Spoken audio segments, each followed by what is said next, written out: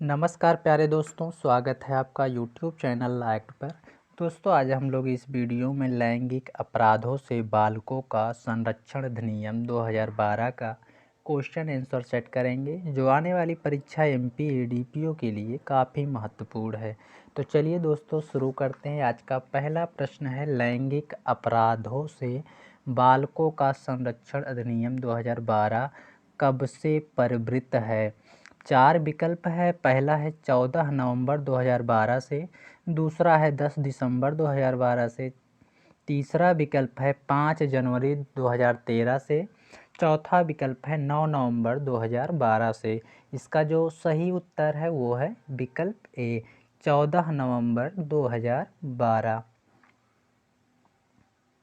अगला प्रश्न है, लैंगिक अपराधों से बालकों का संरक्षण संशोधन अधिनियम 2019 कब से प्रवर्तन में है। पहला विकल्प है 16/8/2019, दूसरा है 16/9/2019, तीसरा है 16/10/2019, चौथा विकल्प है 10/12/2019। इसका जो सही उत्तर है वो है विकल्प ए, 16 अगस्त 2019।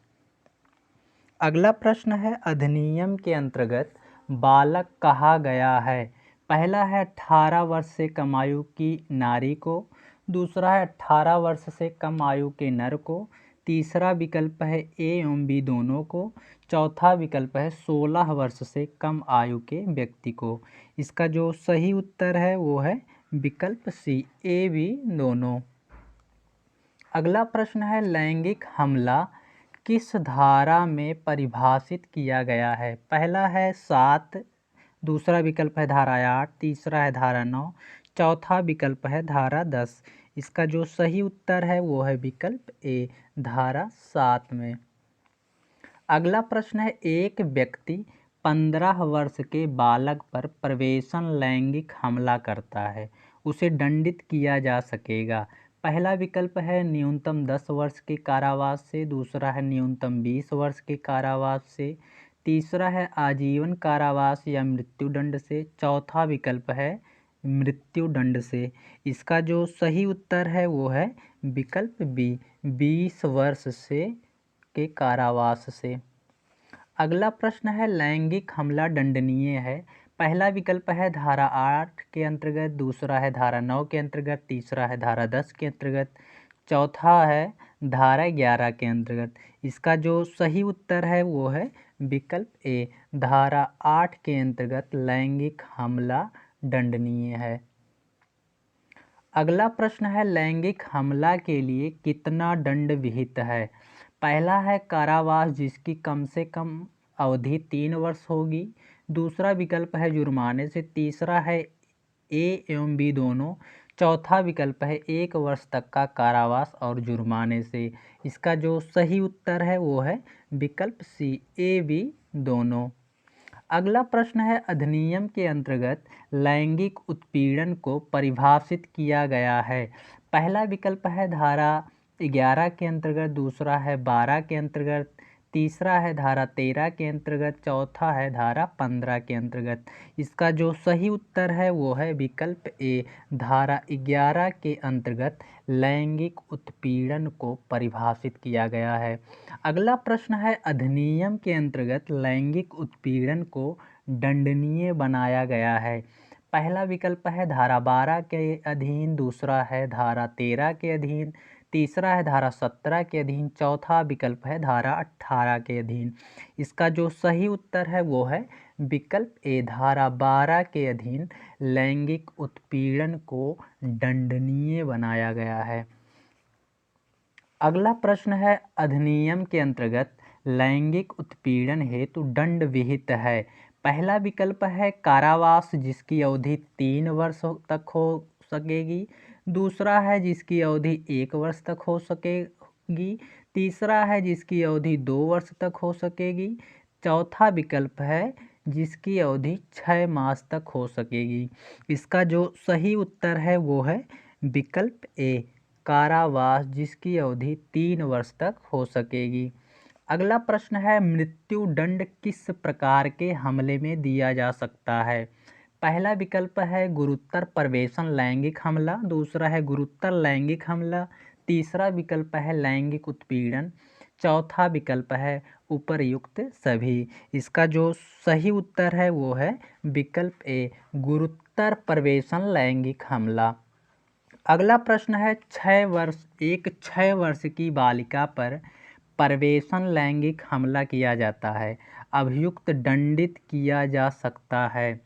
पहला विकल्प है मृत्युदंड से, दूसरा है आजीवन कारावास से, तीसरा है उक्त ए या बी से, चौथा विकल्प है 20 वर्ष तक के कारावास से। इसका जो सही उत्तर है वो है विकल्प सी, मृत्युदंड से या आजीवन कारावास से।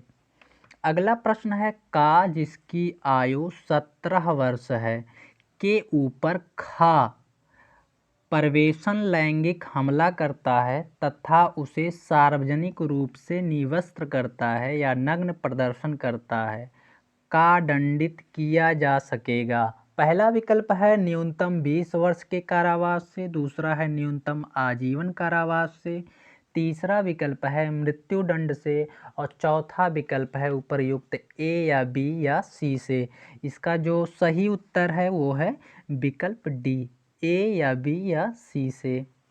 अगला प्रश्न है का खा के स्तनों को स्पर्श करता है, खा की आयु 18 वर्ष से कम है, का दंडित किया जा सकेगा।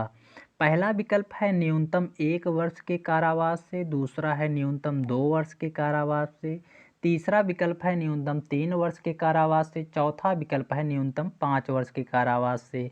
इसका जो सही उत्तर है वो है विकल्प सी, न्यूनतम 3 वर्ष के कारावास से। अगला प्रश्न है बालक का उपयोग अश्लील प्रयोजनों के लिए किया जाना किस धारा में अंतर्गत दंडनीय अपराध है। पहला विकल्प है धारा 12, दूसरा है धारा 13, तीसरा है धारा 14, चौथा विकल्प है धारा 17। इसका जो सही उत्तर है वो है विकल्प सी, धारा 14 के अंतर्गत। अगला प्रश्न है का खा की जिसकी आयु 17 वर्ष है ब्लू फिल्म बनाकर लैंगिक परितोषण के प्रयोजन के लिए इंटरनेट पर डाल दिया, का को दंडित किया जा सकता है। पहला विकल्प है 3 वर्ष के कारावास से, दूसरा है 5 वर्ष के कारावास से, तीसरा विकल्प है 7 वर्ष के कारावास से, चौथा विकल्प है 10 वर्ष के कारावास से। इसका जो सही उत्तर है वो है विकल्प सी, 7 वर्ष के कारावास से। अगला प्रश्न है बालक की अश्लील सामग्री का वाणिज्य प्रयोजनों के लिए भंडारण हेतु दंड है। पहला है न्यूनतम 1 वर्ष, दूसरा है न्यूनतम 2 वर्ष, तीसरा विकल्प है न्यूनतम 3 वर्ष, चौथा विकल्प है न्यूनतम 5 वर्ष। इसका जो सही उत्तर है वो है विकल्प सी, न्यूनतम 3 वर्ष। अगला प्रश्न है दुष्प्रेरण परिभाषित है। पहला विकल्प है धारा 16 पास्को एक्ट के अंतर्गत, दूसरा है धारा 107 भारतीय दंड संहिता के अधीन, तीसरा विकल्प है ए एवं बी दोनों, चौथा विकल्प है धारा 17 एवं 107 में। इसका जो सही उत्तर है वो है विकल्प सी, ए एवं बी दोनों में। अगला प्रश्न है पास्को एक्ट के अंतर्गत किसी अपराध को करने का प्रयत्न हेतु दंड है। पहला विकल्प है अपराध के लिए उपबंधित कारावास का आधार, दूसरा विकल्प है जुर्माना, तीसरा है ए एवं बी, चौथा विकल्प है दीर्घतम अवधि का 1/4। इसका जो सही उत्तर है वो है विकल्प सी, ए बी दोनों। अगला प्रश्न है किसी अपराध को करने का प्रयत्न किस धारा के अंतर्गत दंडनीय अपराध है। पहला विकल्प है धारा 17, दूसरा है धारा 18, तीसरा है धारा 19, चौथा विकल्प है धारा 21। इसका जो सही उत्तर है वो है विकल्प बी, धारा 18। अगला प्रश्न है इस अधिनियम के अधीन बालक के विरुद्ध कारित अपराध की सूचना जानकारी रखने वाला व्यक्ति किसे देगा। पहला विकल्प है विशेष किशोर पुलिस यूनिट को, दूसरा है स्थानीय पुलिस को, तीसरा विकल्प है ए या बी को, चौथा विकल्प है न्यायालय को। इसका जो सही उत्तर है वो है विकल्प सी, ए बी को। अगला प्रश्न है, इस अधिनियम के अंतर्गत बालक के विरुद्ध अपराध की रिपोर्ट किस धारा के अंतर्गत की जाती है? पहला विकल्प है धारा 16 एवं 17, दूसरा है 17 एवं 18, तीसरा विकल्प है धारा 18 या 19, चौथा विकल्प है धारा 19 एवं 20।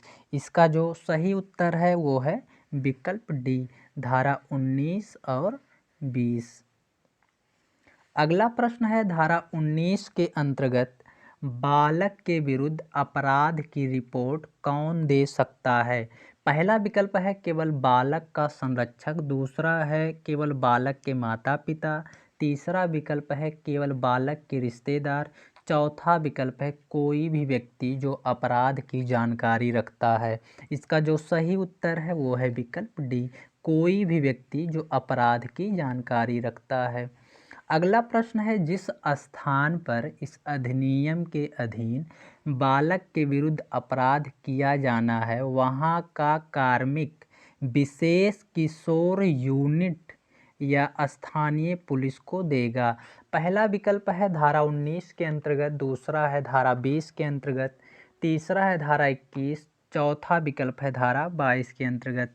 इसका जो सही उत्तर है वो है विकल्प बी, धारा 20 के अंतर्गत। अगला प्रश्न है कि कोई व्यक्ति जो धारा 19 की उपधारा 1 या धारा 20 के अधीन किसी अपराध के किए जाने की रिपोर्ट करने में विफल रहता है वह दंडनीय होगा। पहला विकल्प है किसी भी प्रकार के कारावास से जो 6 मास तक हो सकेगा, दूसरा विकल्प है जुर्माने से, तीसरा है ए या बी दोनों से, चौथा विकल्प है 1 वर्ष के कारावास और 5,000 रुपये के जुर्माने से। इसका जो सही उत्तर है वो है विकल्प सी, ए बी दोनों। अगला प्रश्न है, किसी कंपनी या किसी संस्था का भार साधक कोई व्यक्ति धारा 19(1) के अधीन किसी अपराध के किए जाने की रिपोर्ट करने में असमर्थ रहता है तो वह दंडनीय होगा। पहला विकल्प है कारावास जिसकी अवधि 1 वर्ष तक हो सकेगा, दूसरा है जुर्माने से, तीसरा विकल्प है ए एवं बी दोनों से, चौथा विकल्प है उपर्युक्त में से कोई नहीं। इसका जो सही उत्तर है वो है विकल्प सी, ए एवं बी दोनों से। अगला प्रश्न है, इस अधिनियम के अधीन बालक के विरुद्ध धारा 19(a) एवं धारा 20 के अधीन दी गई रिपोर्ट को अभिलिखित ना करने वाला दंडनीय होगा। पहला विकल्प है 6 मास तक के कारावास या जुर्माने या दोनों से, दूसरा है 1 वर्ष तक के कारावास या जुर्माने या दोनों से, तीसरा विकल्प है 2 वर्ष तक के कारावास या जुर्माने या दोनों से, चौथा विकल्प है 3 वर्ष तक के कारावास या जुर्माने या दोनों से। इसका जो सही उत्तर है वो है विकल्प ए, 6 मास तक के कारावास और जुर्माने या दोनों से। अगला प्रश्न है, मिथ्या परिवाद को किस धारा के अधीन दंडनीय बनाया गया है? पहला विकल्प है धारा 20, दूसरा है 21, तीसरा है 22, चौथा है धारा 23। इसका जो सही उत्तर है वो है विकल्प सी, धारा 22 के अंतर्गत मिथ्या परिवाद को परिभाषित किया गया है। अगला प्रश्न है, बालक के कथन को कौन अभिलिखित करता है? पहला विकल्प है उपनिरीक्षक की पंक्ति से अन्यून किसी पुलिस अधिकारी द्वारा, दूसरा विकल्प है निरीक्षक से अन्यून किसी महिला पुलिस अधिकारी द्वारा, तीसरा विकल्प है या तो ए या बी, चौथा विकल्प है उपर्युक्त में से कोई नहीं। इसका जो सही उत्तर है वो है विकल्प ए, उपनिरीक्षक की पंक्ति से अन्यून किसी पुलिस अधिकारी द्वारा। अगला प्रश्न है, धारा 25 के अधीन बालक के कथन को अभिलिखित करता है। पहला विकल्प है मजिस्ट्रेट, दूसरा है थाने का भार साधक अधिकारी, तीसरा विकल्प है कोई पुलिस अधिकारी, चौथा विकल्प है उपर्युक्त सभी। इसका जो सही उत्तर है वो है विकल्प ए, मजिस्ट्रेट। अगला प्रश्न है, यदि बालक शारीरिक या मानसिक रूप से निःशक्त है तो उसका कथन अभिलिखित करने में मजिस्ट्रेट या पुलिस अधिकारी सहायता लेगा। पहला है विशेष शिक्षक, दूसरा है उस क्षेत्र के विशेषज्ञ की, तीसरा विकल्प है बालक से संपर्क की रीत से सुपरिचित किसी व्यक्ति की, चौथा विकल्प है उपर्युक्त सभी। इसका जो सही उत्तर है वो है विकल्प डी, उपर्युक्त सभी। अगला प्रश्न है बालक की चिकित्सीय परीक्षा का प्रावधान अधिनियम में किस धारा में है? पहला विकल्प है धारा 26, दूसरा है 27, तीसरा है 28, चौथा है 29। इसका जो सही उत्तर है वो है विकल्प बी, धारा 27। अगला प्रश्न है विशेष न्यायालय पदाविहित कौन करता है? पहला विकल्प है राज्य सरकार उच्च न्यायालय के मुख्य न्यायाधीश के परामर्श से, दूसरा है उच्च न्यायालय का मुख्य न्यायाधीश, तीसरा है या तो ए या तो बी, चौथा विकल्प है ए एवं बी दोनों। इसका जो सही उत्तर है वो है विकल्प ए, राज्य सरकार उच्च न्यायालय के मुख्य न्यायाधीश के परामर्श से। अगला प्रश्न है इस अधिनियम के अंतर्गत अपराधों के त्वरित विचारण के लिए विशेष न्यायालय किस न्यायालय को पदाविहित किया जाता है? पहला विकल्प है सेशन न्यायालय, दूसरा है सिविल जज सीनियर डिवीजन, तीसरा विकल्प है सिविल जज जूनियर डिवीजन, चौथा विकल्प है उपर्युक्त में से कोई भी। इसका जो सही उत्तर है वो है विकल्प ए, सेशन न्यायालय। अगला प्रश्न है विशेष लोक अभियोजक की नियुक्ति कौन करता है? पहला विकल्प है राज्य सरकार, दूसरा है केंद्र सरकार, तीसरा है ए एवं बी दोनों, चौथा विकल्प है अभियोजन निदेशक। इसका जो सही उत्तर है वो है विकल्प ए, राज्य सरकार। अगला प्रश्न है विशेष लोक अभियोजक की नियुक्ति हेतु वही व्यक्ति पात्र होगा जो पहला विकल्प है अधिवक्ता के रूप में 7 वर्ष से अन्यून अवधि के लिए व्यवसाय में रहा हो, दूसरा विकल्प है अधिवक्ता के रूप में 10 वर्ष से अन्यून अवधि के लिए व्यवसाय में रहा हो, तीसरा विकल्प है 7 वर्ष से अधिक विधि व्यवसाय किया हो, चौथा विकल्प है उपर्युक्त सभी। इसका जो सही उत्तर है वो है विकल्प ए, अधिवक्ता के रूप में 7 वर्ष से अन्यून अवधि के लिए व्यवसाय में रहा हो। अगला प्रश्न है विशेष न्यायालय अपराध का संज्ञान ले सकता है? पहला विकल्प है परिवाद प्राप्त होने पर, दूसरा है पुलिस रिपोर्ट पर, तीसरा विकल्प है ए एवं बी दोनों आधार पर, चौथा विकल्प है स्वज्ञान के आधार पर। इसका जो सही उत्तर है वो है विकल्प सी, ए बी दोनों, यानी कि पुलिस रिपोर्ट और परिवाद पर। अगला प्रश्न है विशेष न्यायालय आदेश दे सकता है? पहला है दंड का, दूसरा है प्रतिकर संदाय का, तीसरा है पुनर्वास का, चौथा विकल्प है उपर्युक्त सभी। इसका जो सही उत्तर है वो है विकल्प डी, उपर्युक्त सभी। अगला प्रश्न है विशेष न्यायालय के समक्ष कार्यवाहियों में लागू होता है? पहला विकल्प है लैंगिक अपराधों से बालकों का संरक्षण अधिनियम के प्रावधान, दूसरा है दंड प्रक्रिया संहिता के प्रावधान, तीसरा विकल्प है ए एवं बी दोनों, चौथा विकल्प है उपर्युक्त में से कोई नहीं। इसका जो सही उत्तर है वो है विकल्प सी, ए बी दोनों। अगला प्रश्न है अधिनियम के अंतर्गत कोई व्यक्ति बालक है या नहीं, 18 वर्ष से कम का है या नहीं का अवधारणा कौन करता है?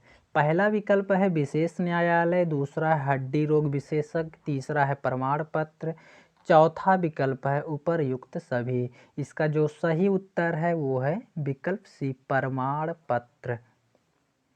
अगला प्रश्न है विशेष न्यायालय द्वारा अपराध का संज्ञान लिए जाने के कितने दिन के भीतर बालक का साक्ष्य अभिलिखित किया जाएगा? पहला विकल्प है पहला विकल्प है 15 दिन, दूसरा है 30 दिन, तीसरा है 45 दिन, चौथा विकल्प है 60 दिन। इसका जो सही उत्तर है वो है विकल्प बी, 30 दिन। अगला प्रश्न है विशेष न्यायालय यथासंभव अपराध का संज्ञान लिए जाने की तारीख से कितने दिन के भीतर विचारण पूरा किया जाएगा?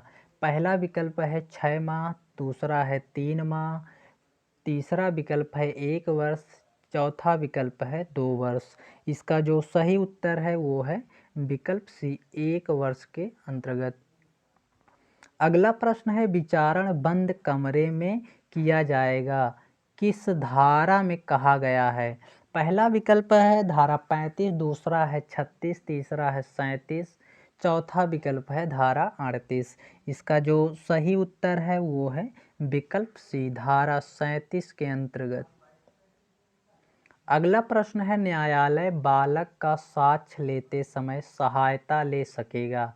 पहला विकल्प है अनुवादक की, दूसरा है दुभाषियों की, तीसरा है शारीरिक या मानसिक रूप से निःशक्त है तो विशेष शिक्षक की, चौथा विकल्प है उपर्युक्त सभी। इसका जो सही उत्तर है वो है विकल्प सी, शारीरिक और मानसिक रूप से निःशक्त है तो विशेष शिक्षक की। अगला प्रश्न है यदि बालक मानसिक या शारीरिक रूप से निःशक्त है तो उसका साक्ष्य अभिलिखित किया जा सकेगा। पहला विकल्प है विशेष शिक्षक, दूसरा है बालक से संपर्क की रीति से सुपरिचित कोई व्यक्ति, तीसरा विकल्प है कोई विशेषज्ञ जो विशेष अर्हता रखता हो, चौथा विकल्प है उपर्युक्त सभी। इसका जो सही उत्तर है वो है विकल्प डी, उपर्युक्त सभी। अगला प्रश्न है बालक इस अधिनियम के अधीन किसी अपराध के लिए विधि व्यवसायी की सहायता ले सकता है। पहला विकल्प है धारा 40 के अंतर्गत, दूसरा है धारा 41, तीसरा है धारा 42 के अंतर्गत, चौथा विकल्प है धारा 43 के अंतर्गत। इसका जो सही उत्तर है वो है विकल्प ए, धारा 40 के अंतर्गत। अगला प्रश्न है बालक का कुटुंब या संरक्षक अधिवक्ता नियुक्त करने में असमर्थ है तो उसे अधिवक्ता कौन उपलब्ध कराता है? पहला विकल्प है विधिक सेवा प्राधिकरण, दूसरा है राज्य सरकार, तीसरा है न्यायालय, चौथा विकल्प है उपर्युक्त सभी। इसका जो सही उत्तर है वो है विकल्प ए, विधिक सेवा प्राधिकरण। अगला प्रश्न है अनुकल्पित दंड का प्रावधान है। पहला विकल्प है धारा 42 में, दूसरा है धारा 43 में, तीसरा विकल्प है धारा 44 में, चौथा विकल्प है धारा 45 में। इसका जो सही उत्तर है अनुकल्पित दंड को धारा 42 में प्रावधान है, विकल्प ए सही है। अगला प्रश्न है निम्न में से कौन सी धारा दंड विधि संशोधन अधिनियम 2013 द्वारा प्रतिस्थापित की गई है? पहला विकल्प है धारा 21, दूसरा है धारा 42, तीसरा विकल्प है धारा 45, चौथा विकल्प है धारा 52। इसका जो सही उत्तर है वो है विकल्प बी, धारा 42। अगला प्रश्न है एक व्यक्ति इस अधिनियम के अधीन अपराध किया है, वही अपराध भारतीय दंड संहिता के अंतर्गत भी दंडनीय है। व्यक्ति दोषी पाए जाने पर उसे किस अधिनियम के दंड से दंडित किया जाएगा? पहला विकल्प है लैंगिक अपराधों से बालकों का संरक्षण अधिनियम के अधीन, दूसरा विकल्प है भारतीय दंड संहिता के अधीन, तीसरा विकल्प है ए एवं बी में जो गुरुतर दंड हो, चौथा विकल्प है ए या बी। इसका जो सही उत्तर है वो है विकल्प सी, ए एवं बी में जो गुरुतर दंड हो। अगला प्रश्न है इस अधिनियम के प्रयोजनों को कार्यान्वित करने के लिए नियम बनाने की शक्ति किसे प्राप्त है? पहला विकल्प है केंद्रीय सरकार, दूसरा है राज्य सरकार, तीसरा विकल्प है ए एवं बी दोनों, और चौथा विकल्प है ए या बी। इसका जो सही उत्तर है वो है विकल्प ए, केंद्रीय सरकार। अगला प्रश्न है सामूहिक प्रवेशन लैंगिक हमला की प्रकृति है। पहला विकल्प है गुरुतर लैंगिक हमला, दूसरा है लैंगिक हमला, तीसरा विकल्प है गुरुतर प्रवेशन लैंगिक हमला, चौथा विकल्प है उपर्युक्त सभी। इसका जो सही उत्तर है वो है विकल्प ए, गुरुतर लैंगिक हमला। अगला प्रश्न है एक पुलिस अधिकारी थाने के परिसर पर किसी बालक पर प्रवेशन लैंगिक हमला करता है, वह दंडित किया जा सकेगा। पहला विकल्प है कम से कम 10 वर्ष के कठोर कारावास से, दूसरा विकल्प है जुर्माने से, तीसरा है ए एवं बी से, चौथा विकल्प है उपर्युक्त में से कोई नहीं। इसका जो सही उत्तर है वो है विकल्प सी, ए बी से। अगला प्रश्न है सही सुलेमित युग्म है। सूची 1, सूची 2, धारा 3 प्रवेशन लैंगिक हमला, दूसरा है धारा 5 गुरुतर प्रवेशन लैंगिक हमला, तीसरा है धारा 7 लैंगिक हमला, चौथा है धारा 9 गुरुतर लैंगिक हमला और पांचवा विकल्प है उपर्युक्त सभी। इसका जो सही सुलेमित है वो है सभी सही सुलेमित हैं, यानी विकल्प ई उपर्युक्त सभी। अगला प्रश्न है इस अधिनियम के अंतर्गत अधिकतम दंड कितना है। पहला विकल्प है 10 वर्ष, दूसरा है 20 वर्ष, तीसरा विकल्प है आजीवन कारावास, चौथा विकल्प है मृत्युदंड। इसका जो सही उत्तर है वो है विकल्प डी, मृत्युदंड। अगला प्रश्न है इस अधिनियम और अन्य विधि के उपबंधों में असंगति की दशा में इस अधिनियम का अध्यारोही प्रभाव होगा कहा गया है। पहला विकल्प है धारा 42 का में, दूसरा है धारा 43 में, तीसरा विकल्प है धारा 44 में, चौथा विकल्प है धारा 45 में। इसका जो सही उत्तर है वो है विकल्प ए, धारा 42 का में। अगला प्रश्न है इस अधिनियम के क्रियान्वयन की मॉनिटरिंग कौन करता है। पहला विकल्प है बालक अधिकार संरक्षण के लिए राष्ट्रीय आयोग, दूसरा है बालक अधिकार संरक्षण के लिए राज्य आयोग, तीसरा विकल्प है यथास्थिति 1 एवं बी यानी 1 एवं बी, चौथा विकल्प है उपर्युक्त में से कोई नहीं। इसका जो सही उत्तर है वो है विकल्प सी, यथास्थिति राष्ट्रीय आयोग या राज्य आयोग। अगला प्रश्न है बालक से अभिप्रेत ऐसे व्यक्ति से है जिसकी आयु, पहला विकल्प है 12 वर्ष से कम है, दूसरा है 16 वर्ष से कम है, चौथा विकल्प है 18 वर्ष से कम है और चौथा विकल्प है 21 वर्ष से कम है। इसका जो सही उत्तर है वो है विकल्प सी, 18 वर्ष से कम है। दोस्तों अगर वीडियो अच्छा लगे तो लाइक शेयर कर दें और अगर आपने हमारे चैनल को अभी तक सब्सक्राइब नहीं किया है तो प्लीज़ सब्सक्राइब कर लें और बेल आइकन को दबाना ना भूलें, जिससे आने वाले वीडियो का नोटिफिकेशन आप तक पहुंचता रहे। नमस्कार।